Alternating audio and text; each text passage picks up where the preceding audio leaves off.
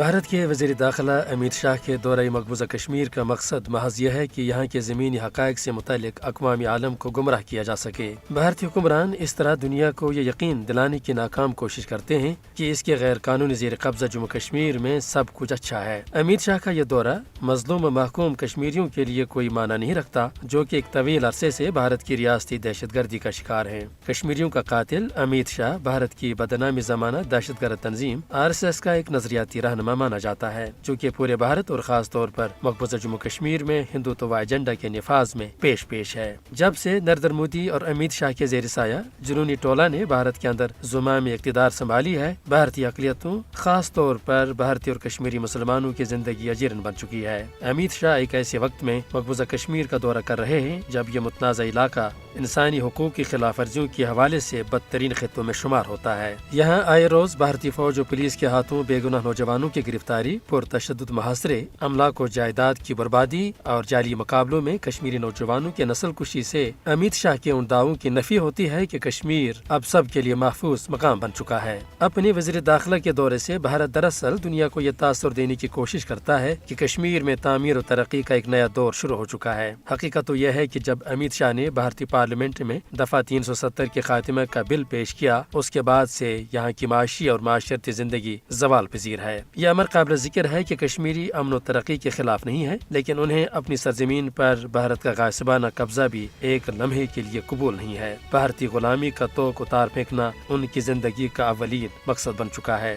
10 لاکھ قابض بھارتی فوج کی تعیناتی کے سبب مقبوضہ جموں کشمیر سب سے زیادہ فوجی جمع والا خطہ بھی شمار ہوتا ہے۔ اس طرح کے پرتشدد عسکری زون میں بھلا بھارتی حکمرانوں کے دوروں سے کیسے امن و ترقی کے دعووں کو کبھی پذیرائی مل سکتی ہے؟